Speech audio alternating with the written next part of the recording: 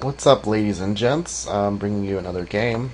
Sorry, it's been a while. I've been very busy with school and with work at school, so hope you don't mind the gaps too much. But I'll try to bring you a couple games in a row if I can. This is a game that I mentioned in one of my other videos. I said I wanted to record, even though it's a replay. So hope you don't mind the replay. But I thought it was an interesting enough game that it was worth watching if you guys wanted to see it. So if you don't like replays, shut off your video, but if you do, then stick around.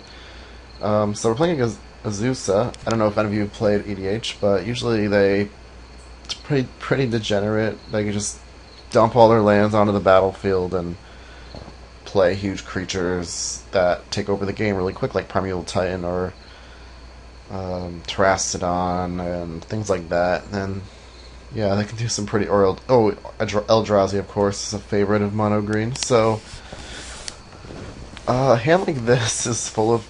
Well, this is just a blank because it probably won't get through, and there's nothing good to put it on, and I'm full of 6 and 7 drops and 2 lands, so there's just no way to keep this hand, especially against Azusa. So another hand of just 6 and 7 drops and all lands, and I don't know if people would keep this hand, but I think it's just terrible. You could just keep drawing lands, and you still wouldn't have much value, and then you just get outraced by Azusa. And if you just drew like more 6 or 7 drops, you'd just be in a lot of trouble. So we Mulligan. He keeps. He's on the play. So here we Mulligan to a hand of 5, and with one land it wouldn't be unreasonable. Oh, am I on the play? No, I'm on the play. Okay, good. With one land it wouldn't be unreasonable, but with none, it's obviously not a keep. So we go to 4, and it's probably the best hand we have, and usually Ravenous Baboons is not very good against Azusa, or any other monocolored deck, because they just load their deck with forests. So we'll keep this and play. I figured I'm not going to just be one of those people who concede. Who just concede, as soon as they mulligan past 6 cards, they just concede because they just don't feel like playing. It's funny that his first land is non-basic. So not only is it non-basic, but it's cycle land. So this tells me his hand is not very land heavy, because normally if an Azusa deck has a lot of lands in their hand, they'll just cycle this away because they don't really need they don't need the mana, because what happens with these decks is they just get flooded out really fast, because they play like 45, 50, almost 50 land in their deck usually. So I was not happy to see that, but that's what we're seeing here. Ancient Tomb and a Thawing Glacier. And a snow-covered forest, so he's got a Thawing Glacier, and yep, and an Ancient Tomb. And we drew land off the top, thank God. So here I think I just have to kill the Ancient Tomb, right? Just don't want to fall that far behind. I want to play Primeval Titans. Plays 2 more lands. Let's see what he does here. Sky Shroud Claim. That's too bad. Let's see, he's got... how much mana now?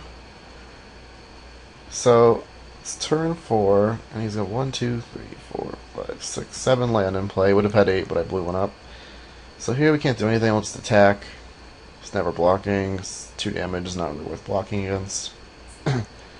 He plays a Thawing Glacier and plays Gauntlet Power. So now he has 12 mana, 13, and a Thawing Glacier. Cool. And we have 4. Oh, he's Sprouting Vines, so this lets you search your library for basic land. So get 2 lands off this. Never really seen anybody play this card, which is kind of surprising. I think more people would play that, but they don't. And he's Sculpting Steel, and obviously not going to copy my Mind Stone. He just Gauntlet powers it up. And now he's got 12, 24, 25 mana, so he could cast Emrakul and Kozilek in the same turn if he had those. Well, he can't have Emrakul, but we're just gonna kiki-jiki, blow up one of his Thawing Glacier. I don't want him to play this anymore. The downside of Thawing Glacier is it takes up your land drop, but when you can play 2 lands a turn, it's kind of unfair. Alright, so he's playing some huge thing. I think I'm getting a Genesis Waved, but he's just tapping his mana preemptively, and he revives for Sprouting Vines. Just strange, but he does that. Oh, and he gets Panglacial Worm out of his deck. If you can see what this card does. Yeah, he can get Panglacial Worm right out of his library while he's searching. And Boundless Realms. Okay. Sure. So, yeah, he's gonna double his mana right now. So my Ravenous Baboons is looking a little sad right now. Well, my whole side of the board is looking pretty sad. So what do we play here? Mindclaw Shaman. Because the reason I played Mindclaw Shaman and not Hoarding Dragon is because I don't want to die to a top deck Genesis Wave. And that's pretty much only thing I can stop him from doing. Like, I can't stop him from playing a big creature. He's thinned his deck out of so many land. You can see how many land he has here. I don't put counting, but if he plays Genesis Wave, I'm just gonna lose like instantly. So I need to steal Genesis Wave if he draws it. So he just draws this stupid elf, which is pretty awesome. It's like pretty much the worst draw for him, besides land maybe. But he casts it, obviously. Let's count 4, 8, 12, 16, 17, 20, 22. He's got 22 land out, and then he's got that basically times 3. He's got over 60 mana, almost 70 mana. That is crazy. Not only that, but these make this, they do make his creatures bigger too. 11, 7, and a 3, 4. Alright, let's see what we do here.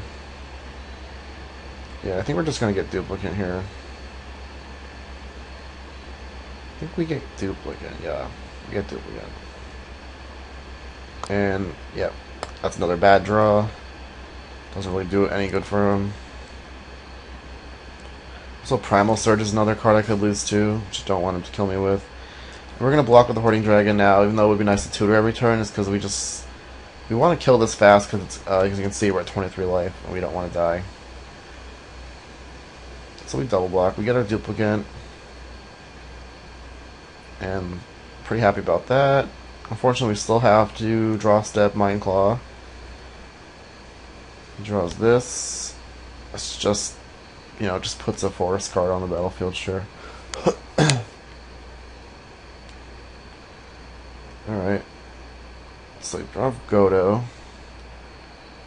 So we get Thornbite Staff, which will help us do more copying. And I put it on there for just no reason. He draws another land somehow. Thins his deck out and he's still drawing all this land. So we can duplicate away his things here. Killing his Azusa doesn't do anything now. This is just a creature. It doesn't really do anything at all. And yeah, you can see him just trying to grind this out. Just losing proposition when almost all of his deck, all his lands are out of his deck. But we just can't lose to a Genesis Wave. Oh, and you see what he draws there. It's actually a pretty good card. I'm thinking about checking it out. But it's an artifact. Here you go. You'll see it. Tana's Coffin. I've never seen him play this. So basically what happens is you can exile a creature. And actually all the auras attached to it. Doesn't matter really. And for 3 mana. So you can just exile. And it's really good against generals because, they stay exiled for as long as this remains tapped. So with generals, you can just do this every turn, because obviously you're going to send your general to your command zone. Which is what he does here. He just exiles my general, and on his untapped step, he gets to untap it and just do it again every turn for 3 mana, and he's got a ton of mana. So here I'm basically saying I really need to find a, what do you call it? Artifact removal, otherwise I'm going to lose pretty quickly. So I get to attack there, and I get to kill his guy, and Godo untaps my whole crew, and then I get to exile his other guy. It's pretty fun, yeah. Get to kill one of his lands, not that it really matters. So he's going to untap, and then before he draws, he's going to kill Kiki-jiki, so I can't see what he's drawing here. It's a good play by him, but whatever. So he drew Lightning Greaves, apparently. Alright, well, this sucks, because we're gonna try to memory jar for a artifact removal. Do we find it? No, we don't. Which sucks, because now I lose my Inferno Titan, which is a way to win. What's he doing? So he drew... Let's see what he drew off the memory jar. Cultivate, Vesuva, Sword of Light and Shadow, what else? Drew this. Mystic Melting. Pretty good. Yep. Anyway, I think Slice and Twain is probably better than that card. So he gets to untap his guy.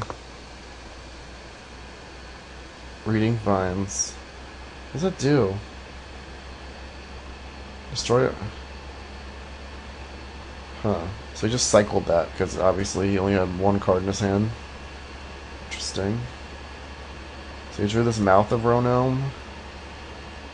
Killed my Palladium here, which sucks. It's a risk to draw Mailed Battlesphere. He's probably gonna exile it, but if he does it, I'm gonna draw a million cards off Null Spine Dragon. If he does, I find a way to kill his thing. He's just exiling Mirror. Interesting. Now, if he drew Duplicate off the top, which is probably one of the best draws for him.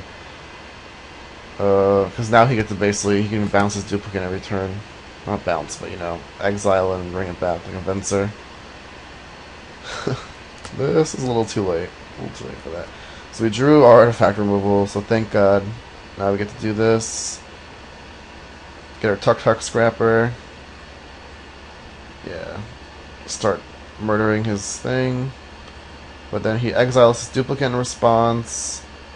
Brings back Duplicate and kills my Tuk Scrapper. So yeah, wasn't the worst outcome for him, but I had to get that off the board, otherwise I can just never win. So he's holding a card in his hand. I have no idea what it is. So we're gonna play our commander. I think, right? We play the sword first, just for whatever reason. Oh, my game is lagging.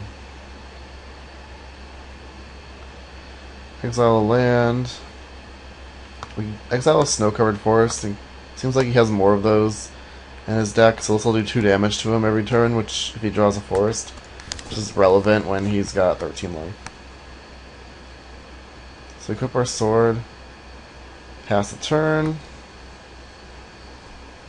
Kodama's Reach, sure.